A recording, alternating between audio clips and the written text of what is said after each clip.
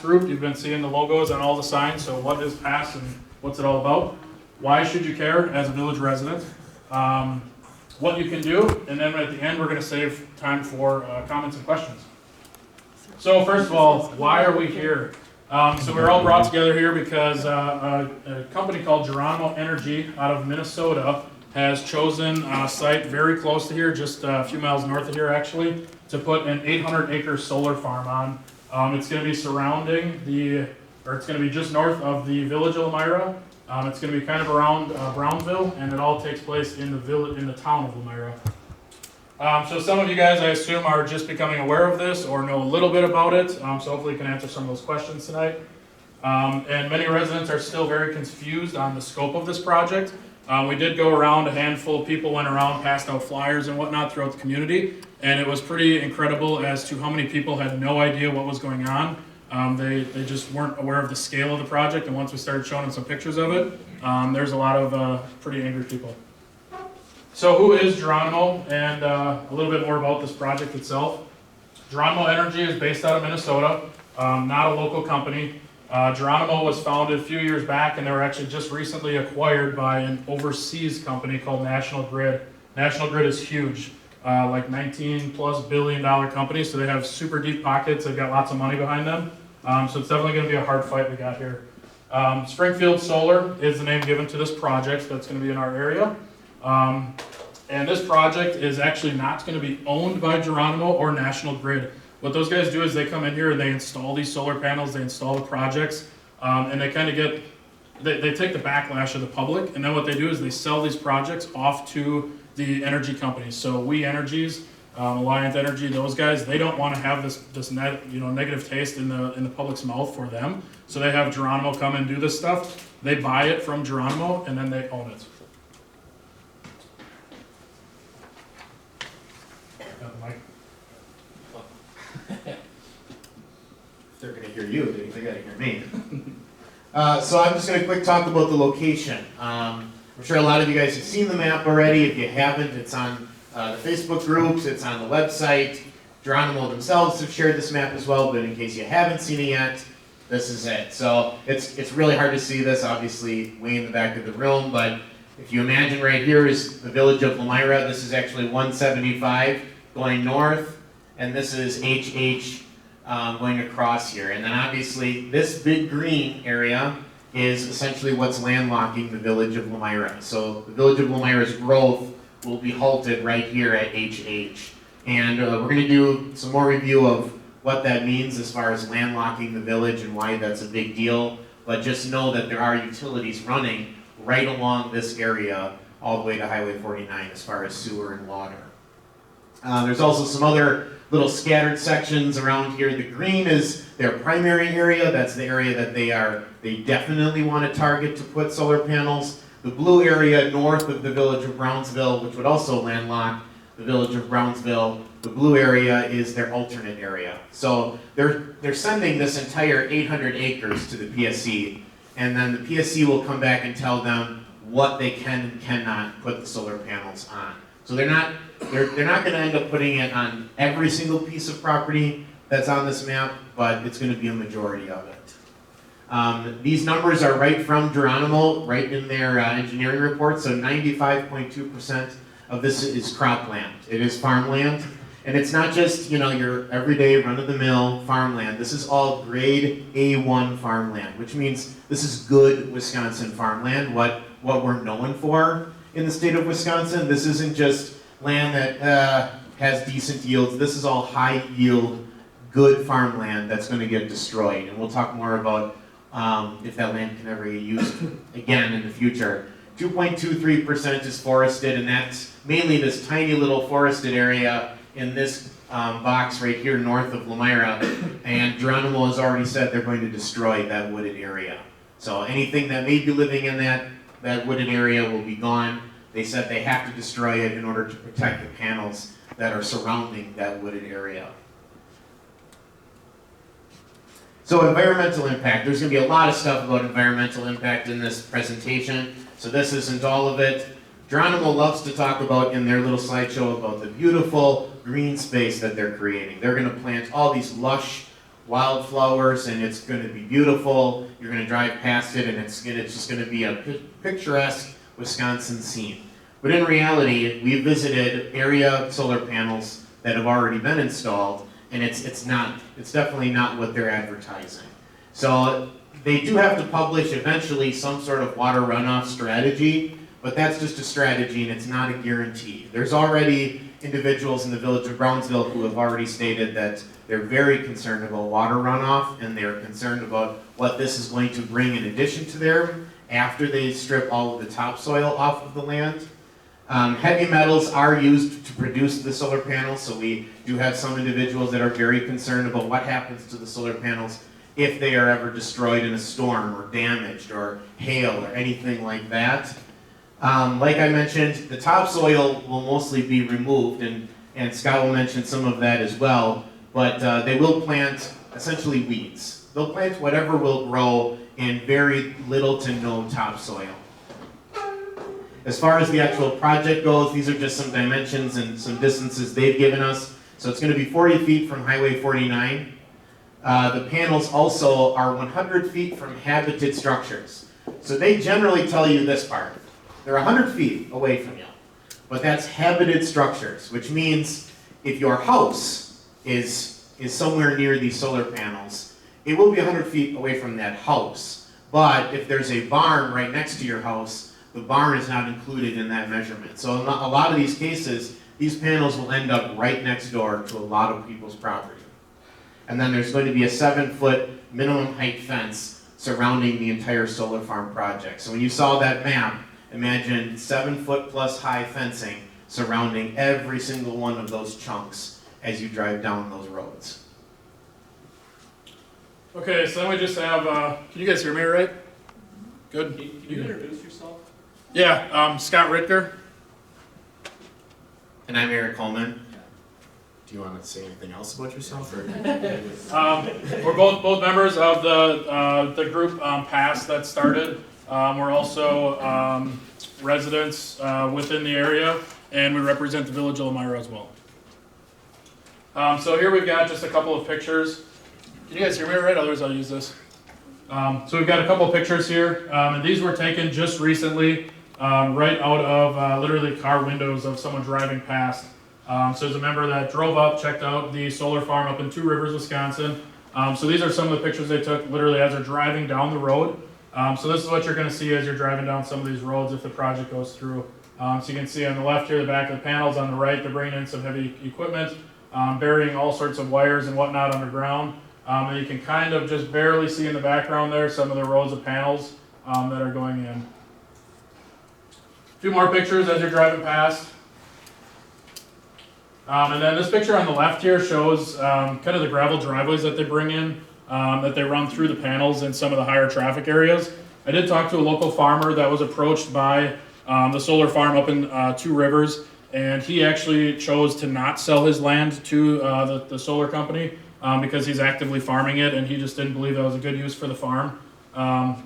One thing that he did tell me that was pretty concerning is Geronimo keeps telling us this land is going to be able to go back to farmland after 25 or 30 years. And the biggest thing we want you guys to take away from tonight is that just isn't going to happen. This local farmer was telling me firsthand knowledge. He watched right out of his living room window. Every day they're trucking hundreds and hundreds of truckloads of this big crush, they call it like road gravel that they bring in. He said just in the 100-acre parcel, they brought in 800 loads of gravel. So imagine taking 100 acres, taking 800 loads of gravel and dumping it on that land, and there's just no way you're ever going to get those stones back out of there. It's never going to become farmland again. So that's probably the biggest takeaway from this thing. Some more pictures of this, of some of the roads going in. Geronimo will tell you that they're just going to have mowed pathways that they're going to be able to drive down, but you know, if it gets muddy, if these guys start getting stuck out there, they're certainly not going to allow that to happen. With some of this heavy equipment they're using, they're going to bring in gravel. They're going to be making roadways through this stuff. Then the picture on the right, it's probably really hard to see, but there is a picture of the fence going around the property. It's a chain link fence. And the fence that would be surrounding the substation just to the north of town here has actually got like the rounded barbed wire stuff. I don't know what it's called, but kind of like jail fencing that they put around that because it's super high voltage.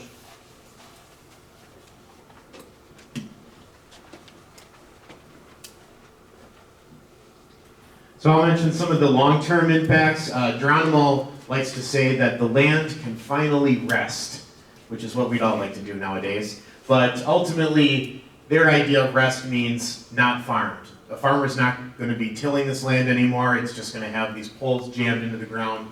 And now the land can rest and heal and be better. But ultimately, the reality of it is that we read through some of the application information, and we have to read a lot more. But the reclamation plan is really scary because they actually recently sent us a document to the village of Lomira, and it had a signature line at the end and said, hey, Village of Lomira, and this also went to the town and the village of Brownsville as well, saying, hey, sign this document, and it was kind of their way to get out of the lawyer and stuff like that. But an interesting thing that was mentioned in there about the reclamation part was that if the project would, for whatever reason, fail early, they offered, I believe it was 10% in year one to help offset the cost of removing the solar panels. So it's $160-some million to install it. They'll give us 10% back to rip it out if it fails in year one. I think up to year six, then it got up to 50%. And then it wasn't 100% until it got past year 10. So right off the bat, they're saying that if this, for whatever reason, blows up in their faces at year 10, they will have to wait 10 years before they'll even help us pay for it to get it removed. After year 10, because this is considered a 20 to 25 year project, then obviously they would help cover it. But that's Geronimo saying they'll help cover it, and that does not include the fact that if they would sell it to another utility, that other utility would not necessarily be bound by the same agreements that Geronimo set forth.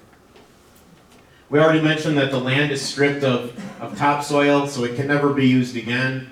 The individual that went to Two Rivers, he watched the heavy machinery essentially rip all of the topsoil off, and they didn't make any attempt to put any of it back after they leveled out the land. They ripped it off, and then they were done with it, and they pounded the poles in for the solar panels.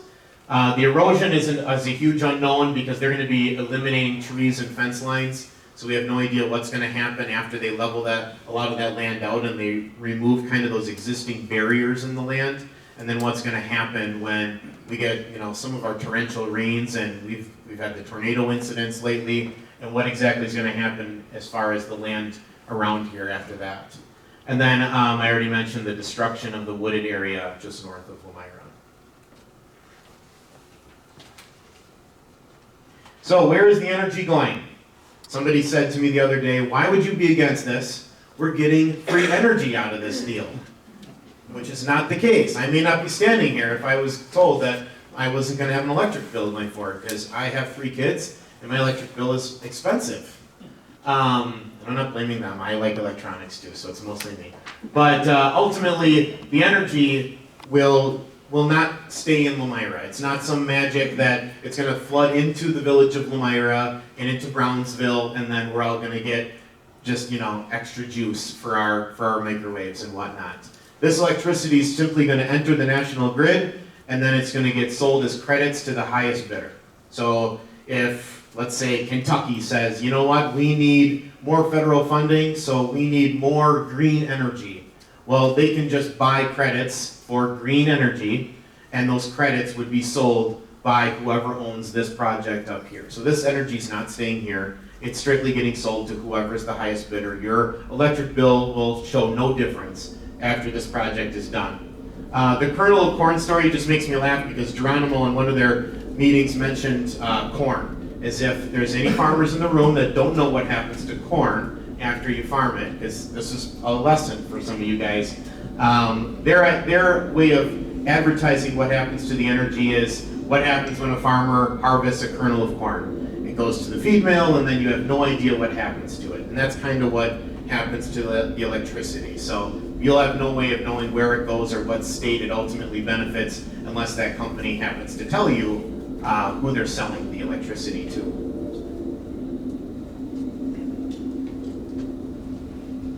So the PSC process, how do we fight this?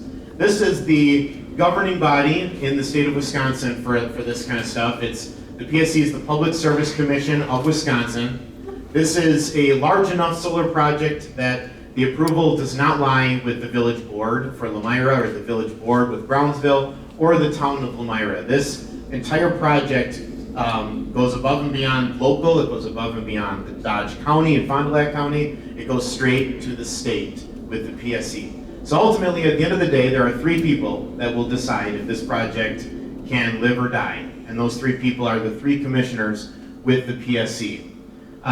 So the application from Geronimo was actually just filed on October 2nd. That application is hundreds of documents long. There's, I think, 44 documents that got uploaded, which is really easy for them because they can just pretty much copy and paste from all the other solar projects that they have. But it's hard for us because that's a lot of reading that we have to do. And I don't spend enough time sitting down in the bathroom to get through that much reading in an average day. My wife would disagree with me. But ultimately, there are going to be 3 windows of time where we can fight this with the PSC. Window 1 is where they do an environmental impact study. So the PSC will have representatives coming to the village of Lomira and Brownsville, and they'll go through all of those areas, and they'll kind of come up with their own environmental impact on what they see is a problem in this area. That is also a time where we can offer our feedback on what we see as environmental issues. So somebody in this room may have these panels in their backyard and you already have flooding issues, or you already have some other issues that you're very concerned about, and this is your chance, your first chance, to bring up something to the PSC and say, hey, listen, I'm concerned about this specific environmental impact. And there are some individuals in this room that are even litigating on their own on just the merits of the environmental impact surrounding their area. So the first is environmental feedback. The second time that they'll accept our feedback is after that initial environmental impact study, they will draft their study that they're going to eventually submit to the PSC. Once that draft is submitted, we will have the ability to offer feedback on that and tell them, hey, you missed this, this, and this, and this, or my concerns weren't addressed in this study, you need to go back and change this, or you need to add this in there, or this piece of information is not correct. So those first two are pretty much strictly environmental based. The last time, the third time that we can offer our feedback to the PSC and they'll have to listen, is the most important one. And that's when this actually lands in the 3 commissioners' laps. So this will go to their desk, and that is when we can actually submit feedback directly to the commissioners. So Scott will mention something about the postcards that we have, as well as some other information later on, but that is going to be our most crucial time. Obviously the first 2 are huge too, and we're going to do our part to make sure that we're heard, but that third time is going to be when this is going to go straight to the 3 commissioners, and there will be an option for public hearings. Whether those public hearings are face-to-face or not is going to be dependent on COVID and whether they allow it to be face-to-face. Otherwise, they said at the very least it would be in the form of like a webinar session or something like that. Obviously, our postcards, and there's going to be some options for web comments. So each time one of these feedback areas is going to come around, what they have to do is they tell Geronimo, we're at this stage. And Geronimo needs to figure out who all lives within, the PSC guy wasn't sure if it was a half a mile or a mile away from the solar panel project. And if you live within that region around the panels, they are going to send you a letter that says, hey, the PSC is accepting your feedback for this, such and such of dates, and you have until this date to submit your feedback. So obviously the people who live closest to the project will find out right away. Also, some of us are following the docket on the PSC's website, which you can do as well. You can look it up. There's a link right on the Pass on Solar webpage to the PSC's information, and you can actually get a text message whenever an update occurs at it. And then once we are aware, the Pass group is aware, we will make sure everybody else is aware, whether that be through our online petition, the website, Facebook, mouth to mouth. If you give us your email, we'll send you an email to let you know. We won't spam you with any other garbage, but it's just to let you know when stuff like this is going on in any other community meetings. The last piece with the PSC is interveners, which means the village of Lomira, as well as the village of Brownsville and the town of Lomira, could potentially become what's called interveners, which means that they have their own additional rights with the PSC. Because the village of Lomira has hired a lawyer, they could be an intervener, which means they may be offered additional options to provide feedback directly to the PSC as well. So that's kind of an added bonus of hiring a lawyer, is you will have some additional options when it gets to the PSC level. And individuals can even be an intervener as well. So if there's any individuals that have hired a lawyer, they also could get that status. Okay, and then transitioning, Eric did mention the municipalities.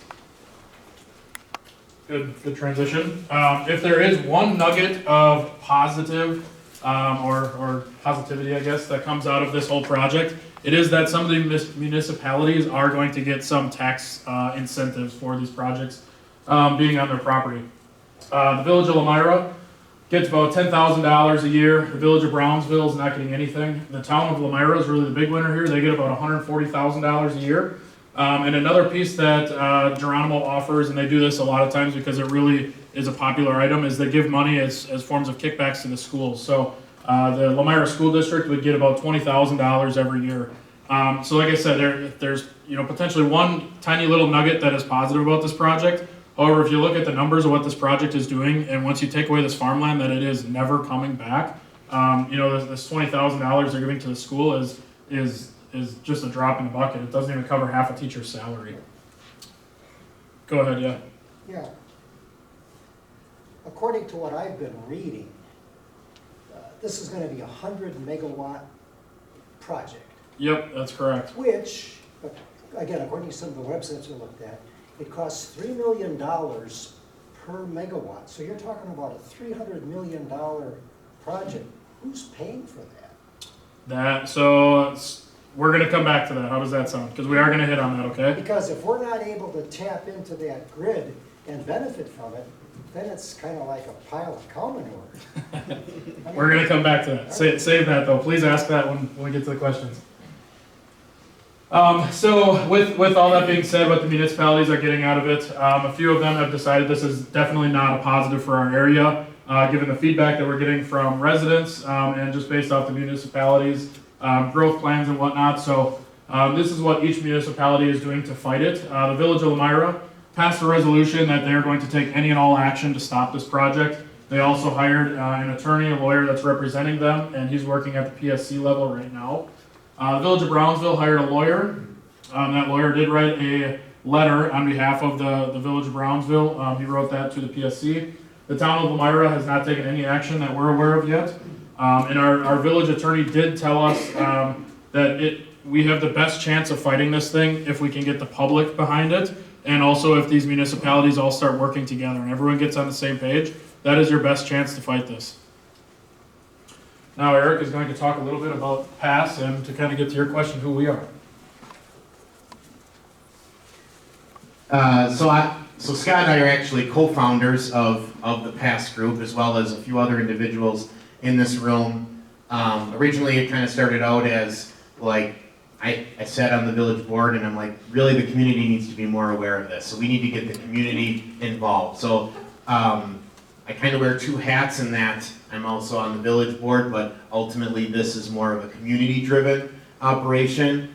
And we try to make sure that there's always enough community involvement in it. So we have 193 Facebook members. I think we might actually have 195 if I would have looked right before this meeting. And then we also have a smaller group of individuals who for a while were meeting weekly. And the smaller group was essentially helping to coordinate the signs that you're seeing all over the village of Lomira. We coordinated this meeting that you're sitting in here today, as well as the flyers and this presentation. We have 192 online signatures, so if there's anybody in here that signed that, thank you very much.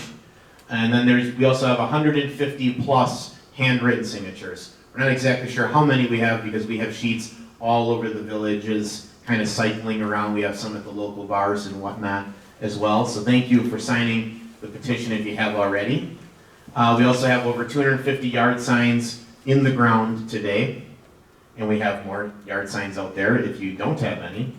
But essentially, we're just motivated individuals, and we want to make sure it's clear that we are not against solar energy. So some people kind of misconstrued the group at first that we are against solar. We are against renewable energy. We're against green energy, and we are not.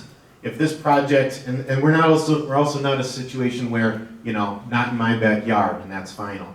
This is more of a situation of we just don't like the location and we don't think it benefits the community as a whole.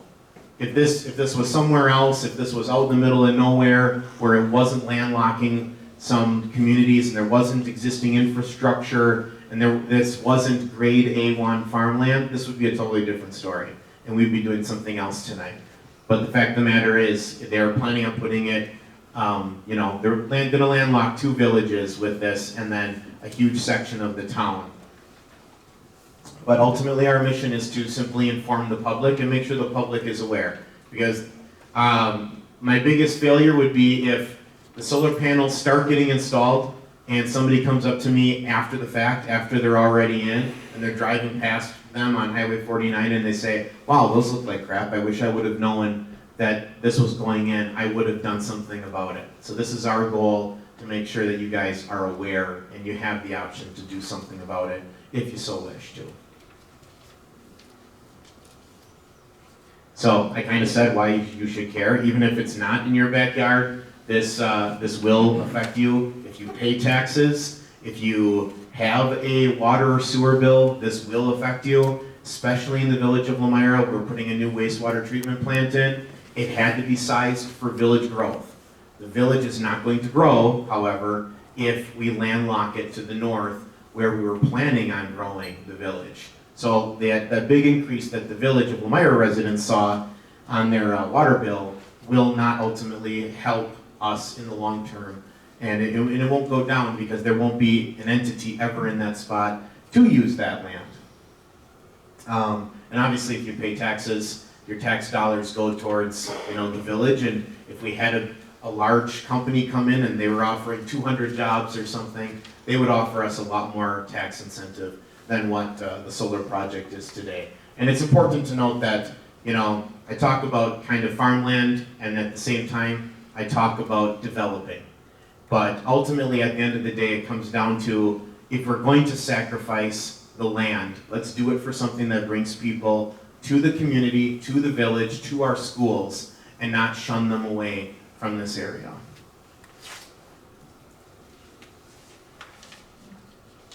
So what can you do other than attend this meeting and the next one? Because I'm sure there will be a next one.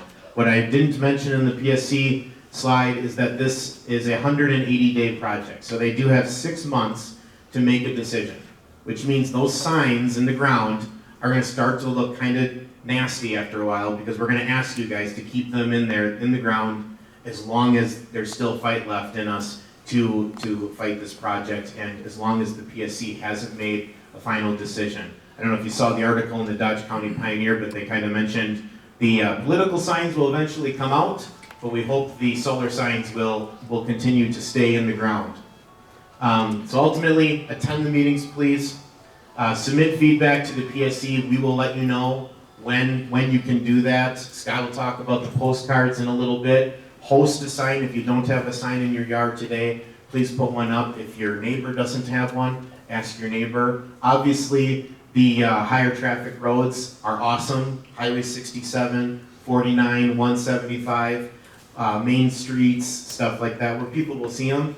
But even if you are on an off-beaten path, we'll still appreciate your support. Follow us on Facebook if you have Facebook. We have a public page where we publicly post updates, and then we also have a private page where we might ask upon the group of people privately to do something, or to go to a public hearing down in Madison sometime. Also, go to the website, passonsolar.com. We update it after this meeting. We will have the video from tonight posted on there and links to the PSC's information. Those pictures of 2 rivers will be on there. I also have drone footage of some of the farmland that's affected by this project on the website, so I'm trying to update that website as often as possible. And I know you hear this all the time, donate money. And I know people are gonna say we don't have extra money right now to donate, and I hear you.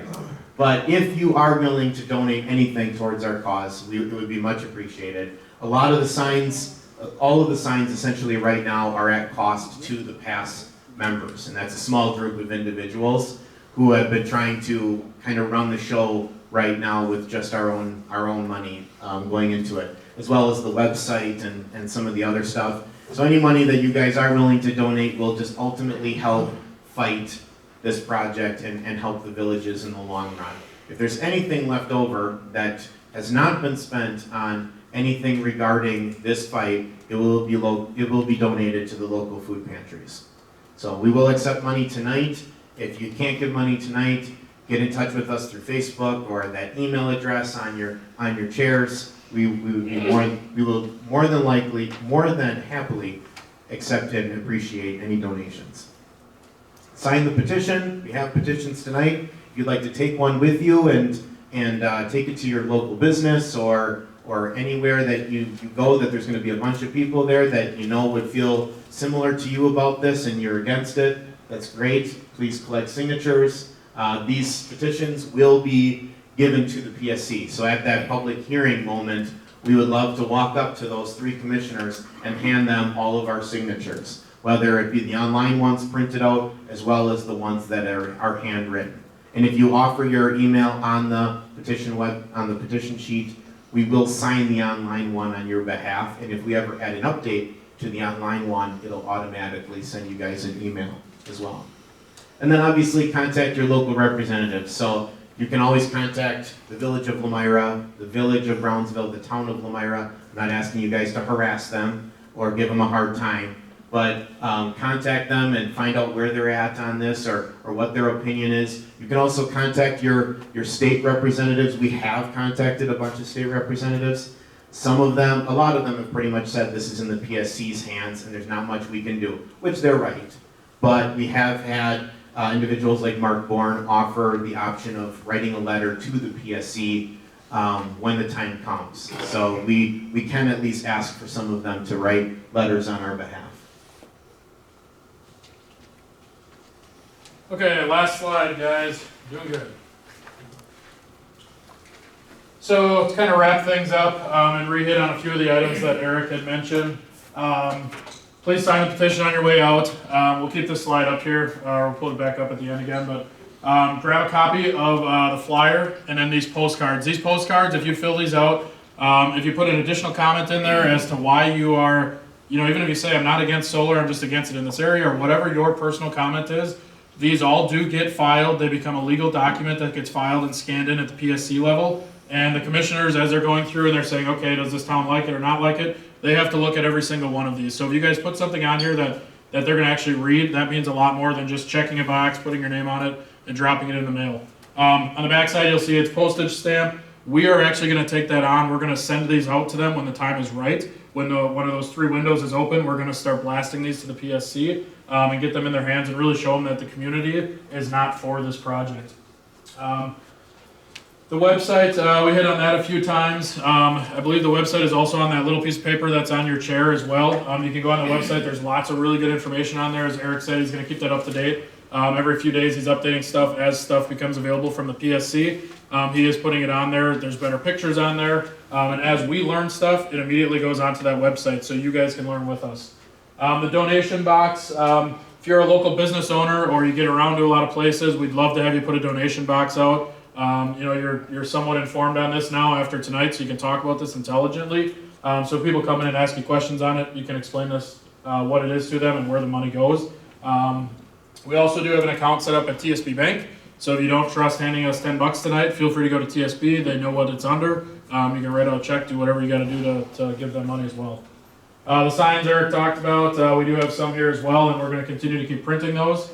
And then the final thing is keep asking questions, you guys, because a lot of this, the past group started as a grassroots campaign of people asking questions, and we said, hey, that was a really good question. We'd love to have you kind of come and learn with us and keep asking questions. Ask them of Geronimo. Geronimo already had 3 public meetings where they talked about this. and there was a lot of really good questions that came out of those. Ask them of the PSC when the time becomes open. Keep asking them. Ask them what this is going to do to us in the future. What's up with this farmland, all that stuff. And then keep asking it of your local municipalities. Come to the Village of Lomira meetings. Come to the Village of Brownsville meetings, the Town of Lomira. Ask your local representatives what their thoughts are on this. Express your opinions because they are our elected officials. So they're going to do what the majority goes with. So, and with that, what questions do you guys have that we can try and answer? Al. How come is it we're just hearing about this when they've been here for the past 3 years planning this? Yeah, so good question, Al. So Geronimo has been in this area for probably, we've heard anywhere from like 3 to 4 years, gathering up this farmland, getting contracts signed. Some of these contracts have already been renewed. These contracts that these guys are signing are like honest to God, hundreds and hundreds of pages thick. And these contracts lock them in. They're not allowed to talk about it. Once they're signed into a contract, there is no getting out of that contract. So the reason we're just hearing about it now is they finally got most of their key pieces in place, and then at that point they have to do this public proceeding. The reason they keep it quiet for so long is because they know there's going to be this outrage. They know that people are not going to like this, so they kind of try and sneak in. They do all this stuff under the radar. They keep these contracts like bulletproof. We've had attorneys read through them, and there is no, they've had the best people write these contracts up. There is no getting out of them. There's no talking about it, nothing. So that's why we're just hearing about it now. We've, what was it, probably about 3 months ago, I want to say, it was first brought to our attention, and that's really when we started hitting the ground running on this. Well, another thing they're keeping quiet is, I understand they have most of the parts for this in an old factory in Mayville. It's full of copper pipe and parts for these solar panels. So we have heard that as well, and we have not been able to confirm that. So I don't know if it's true or not. None of us have actually gone and knocked on doors and looked in windows or whatnot, but we have definitely heard that from a number of people, but we cannot say that for a fact. This guy told me he's seen it. If you get pictures, that'd be great. All right. Yes. Whatever made them decide here was perfect? Yeah, awesome question. That's something we missed. So there's 3 main pieces, and this is coming right from Geronimo, one of their presentations. There's 3 pieces that got them to Lomira. The biggest one is the substation, the Butternut substation. When I say substation, like a power distribution station, just north of town here. That is probably the biggest key piece to this, because for them to run transmission lines or run power underground is very expensive. So when they can tie into that substation, and from the farthest point, it's only a few miles away, that's the biggest piece. The second piece is farmers willing to sell their land. And I don't even know what the third piece is, to be honest with you. I think it's just... They ultimately say something about relatively flat land Yes. that they generally don't have to do a lot of clearing in order to utilize it. Yeah, so there's kind of those 3 main ideas that they need to have. A few years back, they did run an ad in a newspaper, and it said, hey, if you have one of these substations in your backyard, write us a letter, call us, or whatever. Geronimo did that. And of that, they had a whole bunch of responses. So they have multiple sites throughout the states that they're actually looking at. This is one of them. So what our goal is to make it so hard for them to do the business here that they're going to take it and go elsewhere. Yep, in the back. So those pictures of the other solar location in Rivers, Yeah. is that actually a Geronimo location or just a general solar farm? Yep, that is not a Geronimo project. It's just a general farm that's going up right now. Okay, so do you have pictures of what a Geronimo one looks like? We do not, but it would be very similar to what you're seeing here. Okay. And the town of Fulton example that we had was specifically a Geronimo project that they're looking at installing. Yeah, and that project isn't even done being constructed, and it's already been sold off. The one down in Fulton. It's already been sold to the utility. I never got it answered. I went to the other meeting as well, but when they sell it off, are they still giving that money to the school, or are they then out of that? So if they sell it off, like your example of this project before it even got finished, I mean that call it payoff money to the school, I would assume is gone. Does anyone ask that question? Yeah, I believe that was asked at 2 of the meetings, and they didn't really come out and say directly. So I really can't say conclusively, but usually when you're not answering the question, it's usually not the answer you want to hear. But again, we don't know that for a fact. I don't understand how they can come up with this, they can put a 15-foot high solar panel 8 feet off of your property line. If I wanted to build something 8 feet off my property line, 15 feet tall, there's no way in hell they would let me do it. I have 6 acres out in the country, I'll be surrounded by this. And I had to go to Dodge County to get a permit to build my building, and they told me I had to make it smaller than what I wanted to build. Even though it's not affecting anybody, I don't have any close neighbors or anything.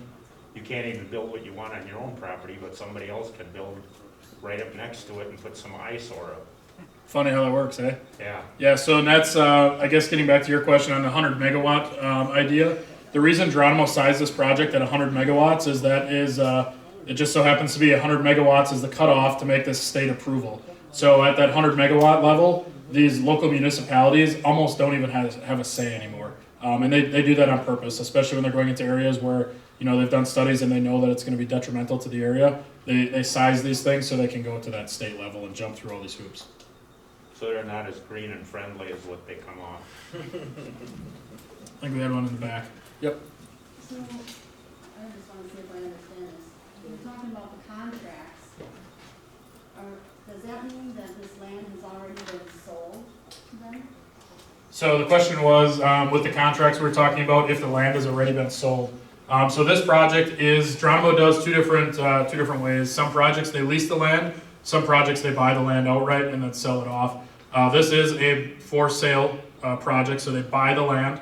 But as far as we're aware right now, those contracts are not actually executed, so land is not sold until this actually gets approved by the PSC. But that being said, that land is pretty much locked up. Once those farmers sign that, Geronimo's kind of got free range of their land, from what we've been told, but it's not actually money in hand, locked up and sold yet, until they get the stamp of approval on this.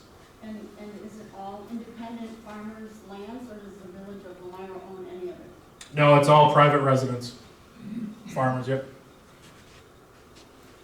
Yep, in the back. I think it's important for people to hear about what happens if a fire starts and you have an electrolyzed or a charged panel, then you cannot just send a fire department to it to put out the fire.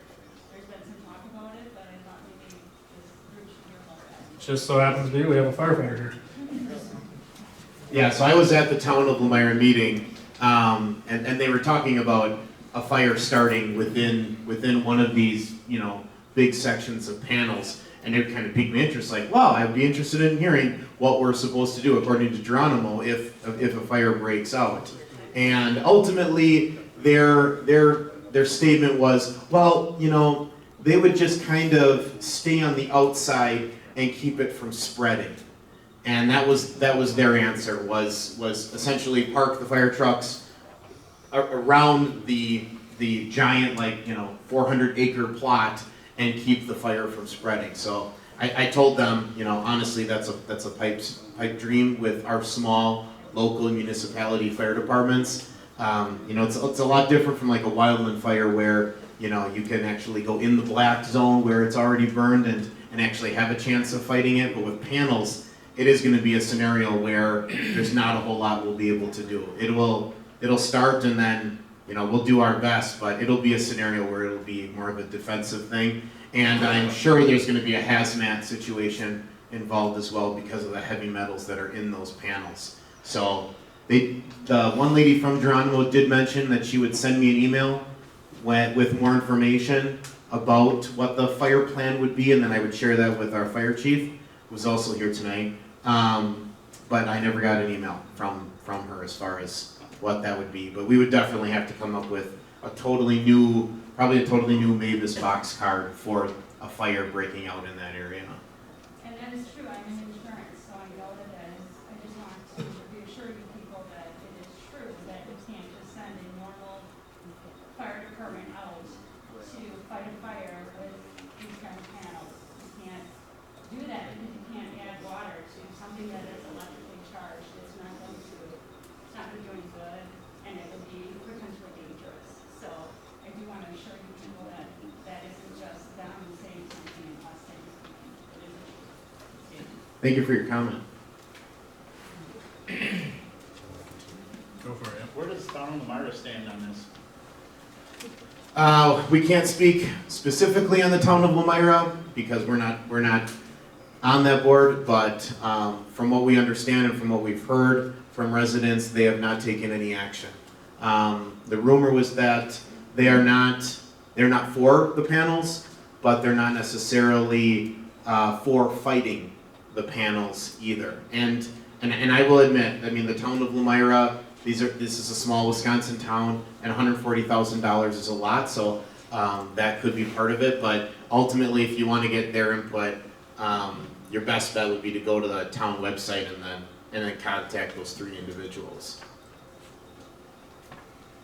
Way in the back. So if these panels do go in, and based on what Julie said about fire, what kind of training does our department have to have, or locally Brownsville? And then whose dime is that to get them that training? Hey, Chief Jost, do you have any comment on that? I'm gonna make one comment. They did say at our meeting that they would get their person that was trained to come in and get in the fence to control that, if you remember that. Okay, so they would send a representative. And You know, The fire extinguisher. we could give them some gear on the way. Their representative is to train to what standards and whose standards, who knows? And like the lady in the back said, there's nothing we can do for electrical fires. We can use dry chemical extinguishers, stuff like that, but when you're talking about an 800-acre farm, you need a lot of dry chemical extinguishers. We get called up for electrical, anything electrical scenario. Our protocol is we wait for the electric company to come, kill the power, then we can play. So, yeah, it's pretty much hands off until that power is done, which, as Eric said, heavy metals in the ground, hazmat incident, absolutely. When you kill the power on electrical or panels that are already charged, it doesn't just kill the charge in the panel right away. Correct. A lot of times there's capacitors or other equipment that'll Yeah, you have to continue wait for those to carry that panels to then electricity. Yep. Release the charge, so it's not gonna be immediate to put out the fire. Oh, no. This would be an extreme long process. We were told that that they should sit there and protect the residents and just put the water, you know. That's pretty much what it would be. Yep. Yep, protect exposures off of the perimeter. So again, do we get kickback from them if that happens to our fire department? Why is it our taxpayer money? That's a great question. Well, the fire department doesn't take. Those chemicals will infect our wells. Potentially. It must be a green no deal. Thank you, Chief Jost. Yes. Another concern is when they start pounding these posts into the ground 7 to 14 feet, what's that gonna do to our water table? And also the gas pipeline that runs through here and feeds onto Quad? So on the, let me see if I can find that map real quick. They do detail out, you can see right where that pipeline runs through, so they do not drive any posts and whatnot through there. So right here's where that pipeline runs through. So there's no panels or anything over the top of that pipeline, so they obviously keep that in consideration. We have heard the idea that wells could get contaminated with them driving these pipes down in the ground. The honest answer is it's a galvanized pipe that's driving in the ground. They're only going down 7 to 14, maybe 20 feet at the most. Typical residential well is well below that, no pun intended. I mean, we're talking like 100, 150 feet down. So the idea of it going down 14 feet, we cannot say if it's going to infect that well or not. The chance is there, but it would be a way different story if they're driving down 100, 200 feet right through these wells. Then absolutely, I could say it conclusively, yeah. When I asked them on the webinar about it, they brushed past it, and they're like, well, that won't happen. And I said, the exact words were, the amount of chemicals we use is less than what a farmer uses to kill the weeds, and including all the water. Because I even asked, are they gonna have to wash the panels every day? Because out west they do. Mm-hmm. When you're in the desert, you have to, and that's millions of gallons of water through the system constantly, and it will drain it. So they walked around it, and they haven't even answered it yet, so. Okay. And they said, no, there's no guarantee that they will replace any wells either. Stacy, I think I can add a little to that.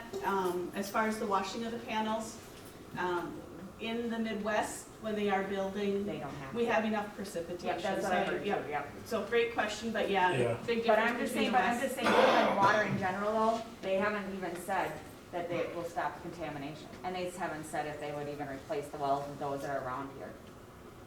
Likely not. We have that contract they tried to get the village to sign, and it doesn't make note of any of that whatsoever. I think there's even a line in there that actually addresses their fiscal concerns.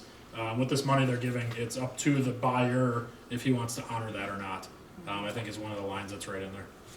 All right, let's start up here. I'm just wondering though, I thought like the Village of Lomira, if they had that whole thing right out at the end where you were planning on building, how, didn't they have to ask us? No. I mean, but if it's private property, but still, shouldn't you have been notified? So this is the area you're talking about Yeah, here? so why wasn't That's your anybody substation? why wasn't anybody asked though, for the Village of Lomira about that? Yeah, because it's at the PSC level, we could have honestly rezoned that, special use, Yeah, and it could have said absolutely no solar panels. But the PSC will override that. We asked our lawyer, like, should we start rezoning? Should we ask the town of Lomira to rezone? And ultimately, the zoning and any ordinances that we have in place will not stop it. It's almost an eminent domain thing where they can go wherever the heck they want. So getting your voices heard, getting on these postcards, stuff like that, that is probably our best chance at this point. Yeah, they claim they're not a utility, so they don't have eminent domain, but because of where the approval lies, it's very similar. And obviously, if it does get sold to utility would have eminent domain going forward. So with that in mind, who can do the postcards and who can sign the petition? Anybody in Dodge County? Anybody in the areas? What are our limitations on it? We've I'm just opened up. curious, so. We've opened it up to everybody and anybody. Okay. The PSC will accept it as a public comment as long as it has your signature. And then ideally a comment, so not just a checkbox. Yep. But I've not seen that there's any limitation as far as how far outside of the area. It's Yeah, and- accepted I just as a knew because it was town. mainly in Dodge County, and that's why I was like, okay, is it only Dodge County residents that are able to fight this, or can other people fight? I wasn't sure on that one, so. Yeah. Yeah, Dodge County's getting money out of this too, so honestly, I would say any Dodge County resident, obviously there's more power in your real local municipalities here, Lomira, Brownsville, Town of Lomira, but honestly, anyone, if you're even driving past these things and you're opposed to it, I don't see why you couldn't sign it, and the worst they can do is just kick that signature out. Yeah. I mean, I was contacted by somebody who lives in Minnesota, and she signed the online petition because she has a solar panel in her backyard, and she has family that lives in this area. She's like, I know what it's like with these panels in my backyard. We have to complain multiple times before they'll come out and mow the grasses underneath the panels. Otherwise, it just looks like an overgrown mess all the time. That's not a Geronimo project, so I can't speak if that's the same scenario there as would be here. But that's a scenario where people that are aware of kind of the downfalls of this are also signing it. All right, yes, go ahead. Is the PSC only interested in the environmental impact, or can you own that financial impact by being landlocked? That's going to be, from the Village of Lomira's standpoint, that is our major attack point, is the comprehensive plan that the Village of Lomira has had in place for many years, well before Geronimo came forward. So the PSC, when it comes to that third and final public comment, it's fair game for anything, whether it be, you're worried about your land values, you're worried about runoff, you're worried about anything and everything. That's where you can address any concerns you have about it, not specific to environmental.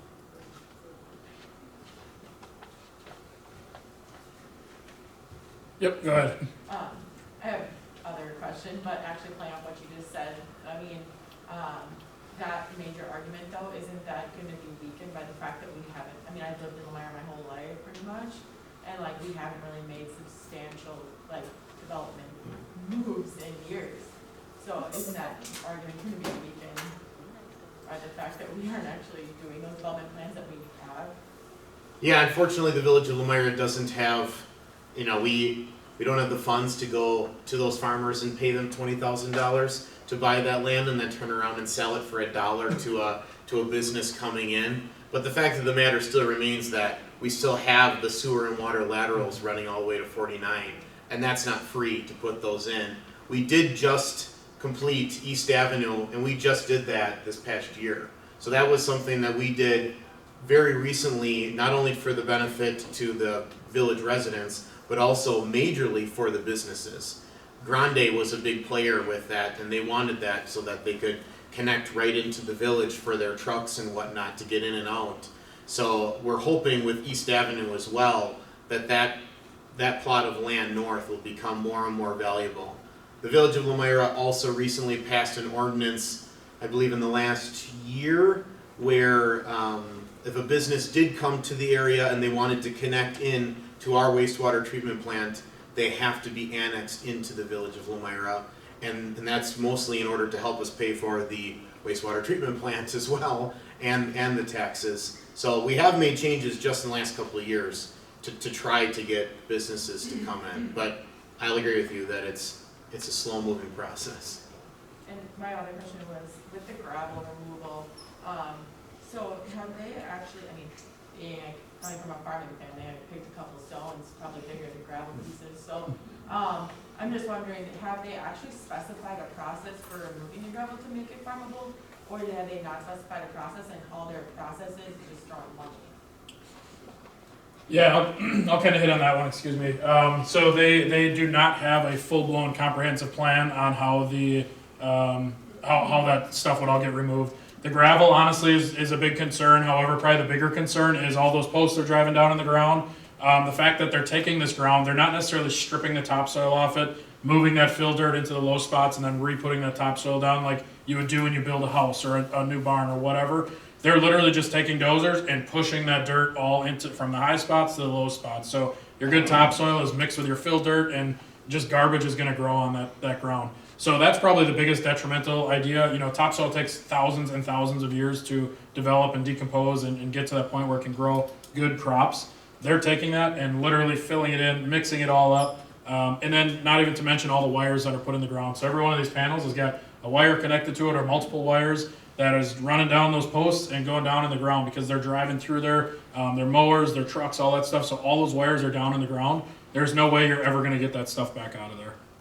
Didn't John say something about the yield of another farmer that tried to farm on land previously? Yeah, yep. So one of the farmers that we had talked to did say that they tried growing corn on some land that was reclaimed after a couple of years of having a project like this on it.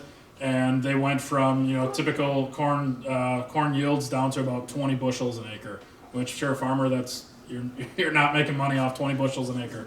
So once this goes in, it is never going to be farmland again. Go ahead. So clarifying question, if they sell the project after it's up, they really don't have to worry about decommissioning it, do they? It's the new owner's problem, right? That's correct, yeah, and that's... There's no decommissioning plan. Yep, that's correct. And so their decommissioning plan is required by the PSC in order for them to give approval to this. We just have not seen it yet. And right in that packet we were given to quick sign off on this thing and say, hey, yeah, Town of Lomira, go for it. There's a line right in there that says financial responsibilities detailed in this document may or may not be passed along to the next person that's taking this over. So it could literally nullify every agreement that's in there that they've made. So if the town, the village, and whatever on the commission plan there, do they, is there a bond set up, money set aside, saying, okay, we're gonna walk away from this, okay, we have money here sitting in the town's account that's gonna try and clean this up? Did anybody talk any money sitting aside for future, if something happens, that we have money set aside? Because they could just leave and it's the town and the village's problem now, right? Right, so we don't know where that money sits. It doesn't give any details on that, but we do have a detailed, I guess, a list that shows when they give certain payments and where that money, how much of that money is set aside. So in year one, they have to give 10%. So if they go belly up on year one, halfway through this project, we are sitting here and good luck trying to find someone to come in and help us clean this thing up. It's not till, I believe, year 10 or 11 where that full reclamation plan is actually filled and sitting in an account somewhere.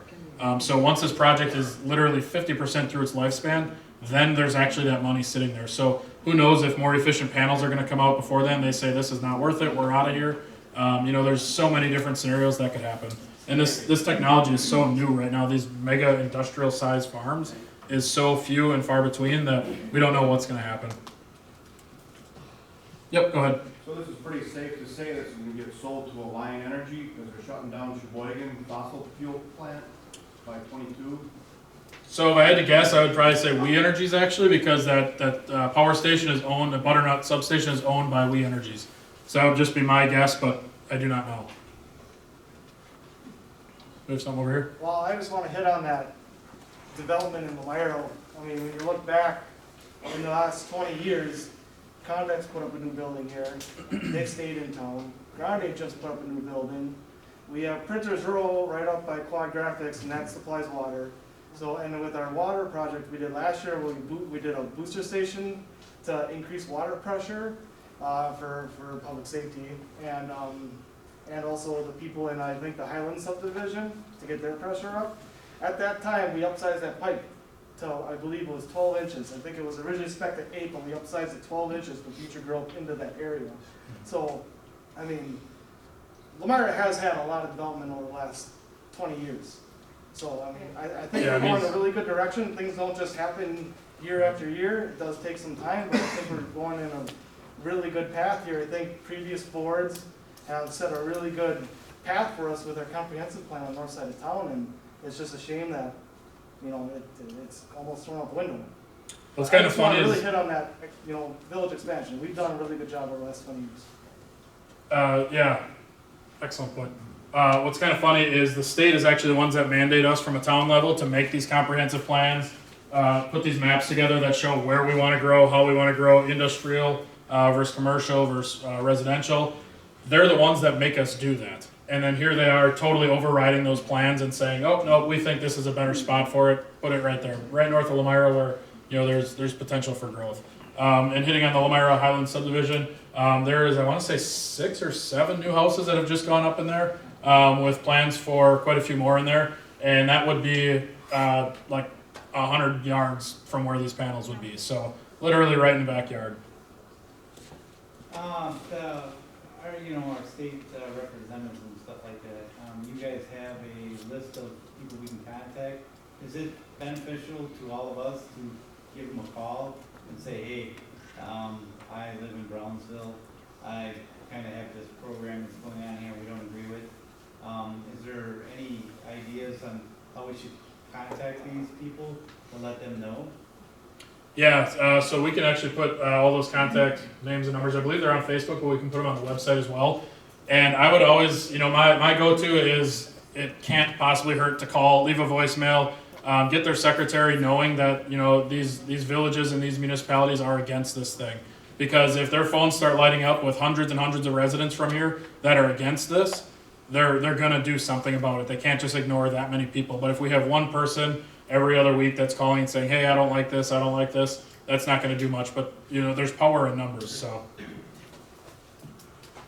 And I will say also, not only state and local and county representatives, but also the local news. We, as the smaller group of past members that have been meeting, have been contacting all of our local news, newspaper, radio. Scott was on the radio just last week. I actually was interviewed by Fox 6, standing in the field just north of Lomira today. I watched more news today than I have in the last probably 3 years. And unfortunately, the Evers decision today overrode me. I don't know how that's more important than the solar panels, but to each your own. So hopefully that will also, spread some more awareness to this. There was an article in the Dodge County Pioneer. So when we asked Fox 6, will you be back? Will you do a larger piece on this rather than just a few little one-liners that they were kind of asking for? And they said, well, on our website and on our news, we gravitate towards what's important to people and what gets the most clicks and the most interest.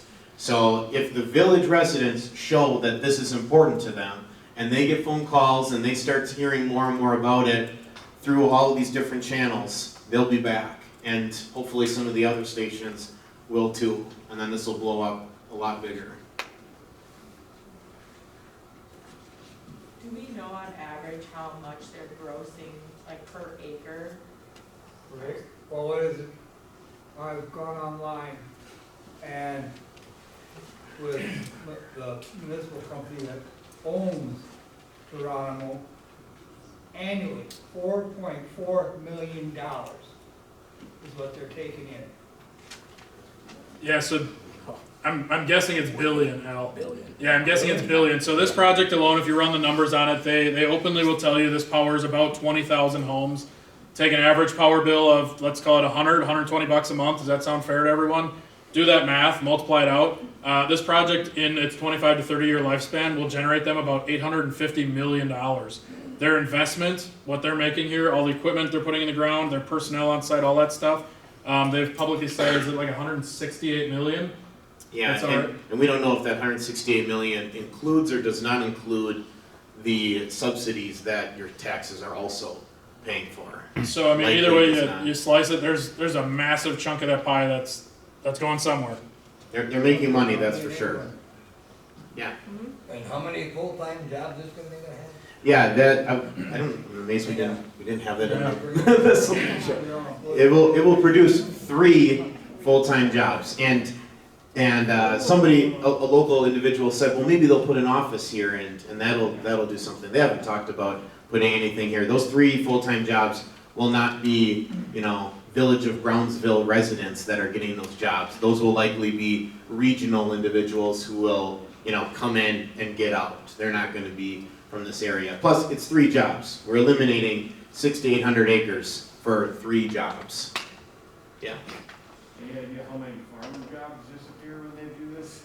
Yeah, that somebody had emailed me that, and I had just gotten that, so I didn't have time to do enough research to have an actual educated guess on this. But yeah, you can think about the fact that even if it's 600 acres, all the individuals that have to farm that land, the equipment that's used to farm that land, the individuals who support that equipment. I mean, there's also an indirect number of jobs that will no longer be utilized for this farmland. I mean, granted, these owners could go somewhere else and maybe those jobs would move, but they wouldn't be here anymore. Yeah. Appreciate you guys doing it. I live in Town of Lomira on Center Drive, and been out there about 35 years, and we've had the gas line come through. We've had the railroad tower go up not too far down our house, and of course we had the wind turbines. And if you all remember all the controversy with the wind turbines, and there's still people that have a lot of trouble with them. The noise, we have a lot of noise in our house and things like that. So, I only own 2 acres. I'm not a big landowner, but farmers in our area do a great job of farming the land. I mean, they don't spill manure in the road and things like that. They do a great job. Just, it's just like when the turbines went up, how many people were affected? Yeah, it seemed like they were affecting people who live close to them. I'm just afraid it handles the same thing. It's just like, it's not what you do to neighbors, it's just not what you do to them. Yeah. Are these solar panels subsidized by the government? Yeah, they have specifically, Geronimo has stated that they're receiving subsidies from the government. They have not told us how much from the state or the federal level that they're receiving, but they are receiving the subsidies. If they were efficient, these solar panels, they wouldn't need to be subsidized by the government. So this whole thing is it's just a crock. Yeah, way in the back. Do the farmers that own these the lands, do they want to sell this land? Or is it a matter of they're just offering them so much money, or? Yeah, I mean, they are offering them. I mean, we've only this is only what we've heard is $15,000 to $20,000 an acre, which is a lot of money for these farmers. And you'll notice that we didn't put the names of the farmers up on this slideshow because that's not the type of group we are. We're not asking you guys to go out and harass the farmers either, but presumably, Geronimo went around and they looked for farmers that that would be willing, and there's farmers in this room that turn down a lot of money, right? They turn down a lot of money to not have this on their property or even cross their property. So, you know, there's definitely individuals and farmers in this room that have stayed true and are trying to fight this. And they lost a lot of money in that process by turning them down. I think those farmers. Yeah. There's also other farmers, not gonna say any names or anything, but one that has personally spoke to me, and now that they're in the contract and they see the opposition that's out here, they see the signs, they see how much the public does not like this, they've asked to get out of it, and they are locked in. There is no getting out of it for 3 years that contract runs. Yeah, it's unfortunate that some of the farmers didn't really realize what they were getting into or what the opposition was. You know, one individual said something like, well, the village of Lomira could have bought my land instead, but ultimately we wouldn't have been able to afford those prices, unfortunately. And even if we could have, we were never given the option anyway. The contract was already signed. So if they're in these contracts for 3 years, does that mean their land has already been sold? It means that they essentially can't do anything to their land, like they can't even put like a driveway through it or anything like that, and that land cannot be sold to anybody but Geronimo. Geronimo has the first right to buy that land. Yeah. For 3 years? Yep, for Correct. 3 years. So how long has that been? They're all over the map. So some of these contracts have been signed for 3-4 years ago already, and were just renewed. Other ones just signed within the last few months, and that's when all these key pieces kind of came together, and then it becomes public. So ours is like only maybe 6 months, is what you're saying, for this land? Certain pieces of that, yes. Yeah. About state representatives, if you never call the state representative, get a hold of a staff or leave a name and number, they do return calls and they do listen to what's going on. Yeah, I even reached out to Mark Bourne through Facebook, and I'm not sure if it was him specifically, but somebody did respond and answer me back. So even through Facebook or email or phone numbers. Yeah. Well, and I can add to that, I work for the federal government, I'm a congressional liaison, and I can tell you that they're obligated to answer every letter or call that is sent in or made. And so especially if you write a letter, they will contact you back, because they will then try to contact what you have concerns with and that company or whatever to garner more information. So I would encourage calls and letters, because the letters, if you write it out and you specifically start stating names and companies, and if you know, they will reach out to them to get answers. Thank you. Getting back to that fire thing, where do they put that fence? Do they put it right on the property line, 8 feet from the property line, or what? Where's the road that goes around it, or whatever that's supposedly a fire break? Remember how far off the? Yeah, so I believe the fence is actually the one thing that I believe has to follow local ordinances. I don't know if we have it in here or not, but I don't think we do. So I believe the fence is like, was it 15? Yeah, like 15 feet off property line, and then the solar panels are 100 feet from an inhabitable structure. So if your house is 100 feet within your property, that fence will be 15 feet off your property line, and those solar panels are going to be right on the other side of that fence. I have an email from them that the fence will go on your property line. That's probably Geronimo. We'd love to get a copy of that.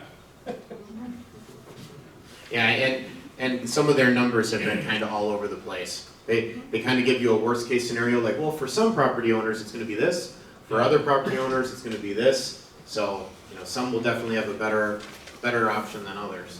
Yeah. I think one of the biggest concerns for me procedurally, as like a technology millennial here, like I just worry for my community's voices being heard, like the older individuals or maybe like less technology affluent people that with the current state of the nation with this pandemic, like this webinar, third phase of the public hearing and comments, like, you know, are we going to continue to can discuss, and then you guys will represent thoughts that are in here that maybe can't be, commented on there, because I think, like, again, going back to Lomira development, I think subjectively, everyone in this room, like, I know probably 90% of these people, and we all understand, like, the progress we've made subjectively, but objectively to these boards that don't have an investment in this town and this community and these people, they're probably gonna see the development as less, like a slower paced thing, and we wanna be able to voice, our, voice subjectively, right, as much as we can. And I think it's just gonna be such a struggle and so different, and maybe, not even procedurally fair, and due process maybe is in question with all of these circumstances right now in a lot of cases. So, I guess is what's the plan going forward for that? Yeah, you're definitely right that, I thought initially as a technology-driven millennial that Facebook would be good enough and the website would be good enough. And that was obvious when we walked around and passed out flyers to like 500 or 600 individuals. So many people had no clue. I was just messaged 2 days ago. What are these signs about? And I'm like, how do you not know what these signs are about? This has been going on, but to me, I've known everything about it. So I think what'll end up happening, if it does end up being a webinar because of COVID, that will be a major concern of mine, is that there will be a lot of underrepresented of our residents. And I would love to say that we could do something like this again and host the webinar at a much larger venue, or maybe we could talk to the school or something and have it up there. I will state from the Village of Lomira standpoint, we are actually looking at increasing the technology in this room. And part of that is because of COVID-related stuff, where we would actually have more options for proper webinars like what the PSC could possibly be doing. But you're right, the postcards will be huge in getting them, and maybe we'll have people, I hate to say going door to door when that time comes, but that might be the situation that we'll be in, to make sure we get everybody.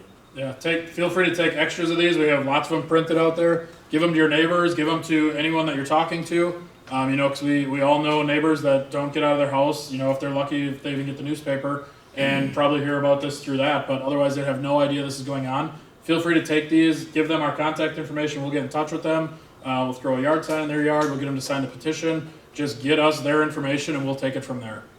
If you fill out the postcard tonight though, you can leave it with us and we will mail it Yeah. when comments are open to mail them. You can also drop postcards off at the village hall here, and we'll collect them at any point, whenever the hours are, and we will take them, stamp them, and get them in at the correct time. You could throw them in the outdoor drop box, and they'll get them to us as well. So I do want to reiterate with the postcards, and I know we keep hitting that, but when you talk about the process of the PSC, it is a very specific process, and they will only accept them at certain times. Yeah. So we do encourage, if you want to fill it out, leave it here. Like I said, we'll take care of the rest when it's open.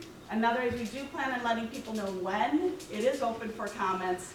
We just want to make sure you're not sending them in now. Yeah. At Right. this point, they'll get booted. Yep. Yeah, don't send them in now. You could call the PSC now, but ultimately, they will not accept your comment either. So we'll tell you when they will. Yeah, Rob.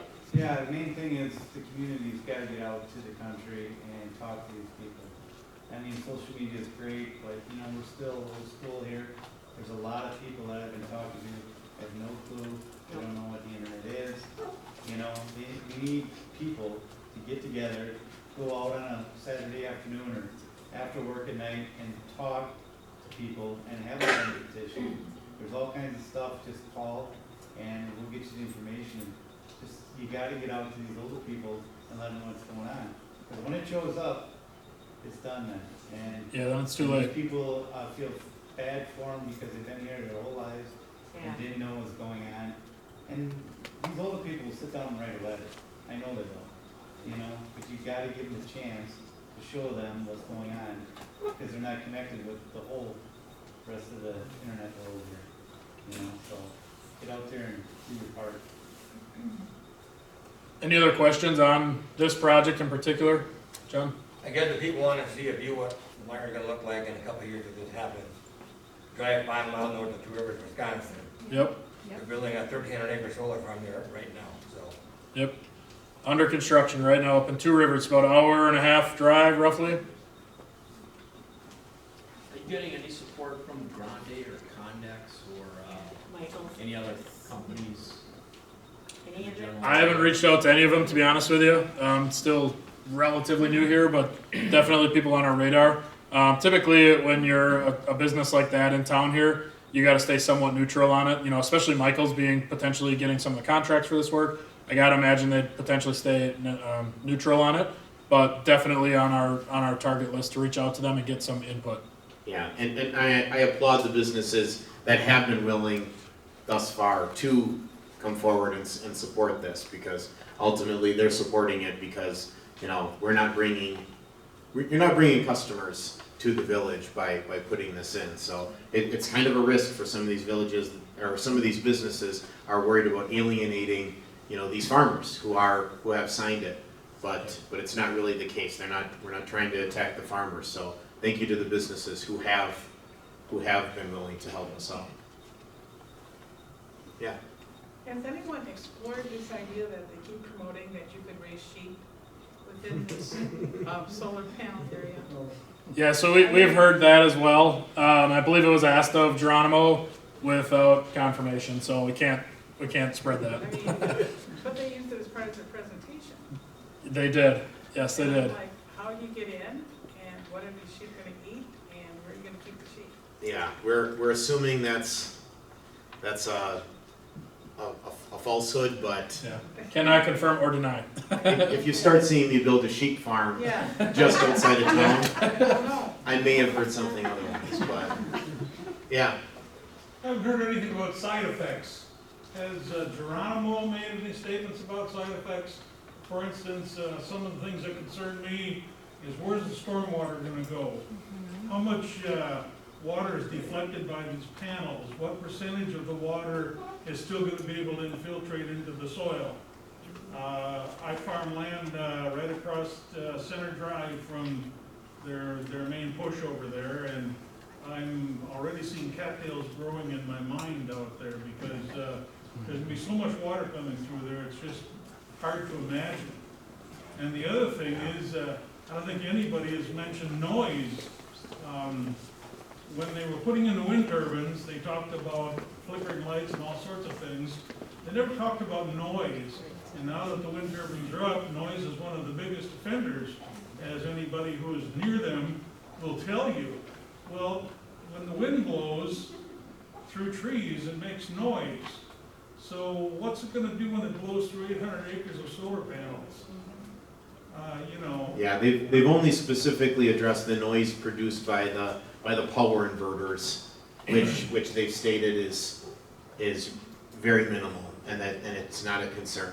And they have studies upon studies, and I actually asked at the Town of Lomira meeting, I asked which of those studies Geronimo was funding. But ultimately, they have studies for pretty much everything. They have studies to tell you your property values will remain unaffected. They have studies to tell you these are totally safe and nothing bad will happen. They're supposed to have a full report for water runoff in their full application. It could be in the PSC filing already, and that'll be one area that's kind of our next to do after this meeting is to go forward with the PSC documentation and read through that to see how specific they actually get into that. Do you do anything about water retention? We built a street in Lomira, we put in a retention pond. Again, we're talking about 800 acres that's going to be really changed. Lots of solid surface, flat area. I mean, when you build a house or garage or whatever, you got to have so much green space on your lot in order to build that, that none of that qualifies for them. So if you're downhill from it, I'd definitely get some extra sump pumps. Yeah, the woman who was in Minnesota who said that she had the solar panels get put in behind her house, she said they did not add, in that project, they did not add any additional, retention ponds or anything like that. She also said that they don't have any water issues, and the water generally flows in the direction that it did before. But that's kind of saying that she never had any water problems even before the panels got put in. So I'd have to imagine that if you have water issues now at all, I would assume this would only make that situation worse. Because in their map that they have, there is no like, you know, blocked out areas around the panels where retention ponds would be installed. If that's the case, I would think writing letters to the DNR would be a good thing to do, Yeah, because the definitely. DNR is what regulates. You know, the retention pond we had put out there, the DNR said, you gotta do it because that road is so much impermeable structure, you know. Yeah, So, there is an individual on the past group that is in contact with the DNR and is possibly litigating on his own behalf too. So that is definitely something that he's pulling in the DNR into our group to help. In my experience, I found that the DNR has enough power that the governor's office is even afraid about. You know, and they do, they have that much power because a previous governor a couple of decades ago just gave them all the power they wanted. Well, now,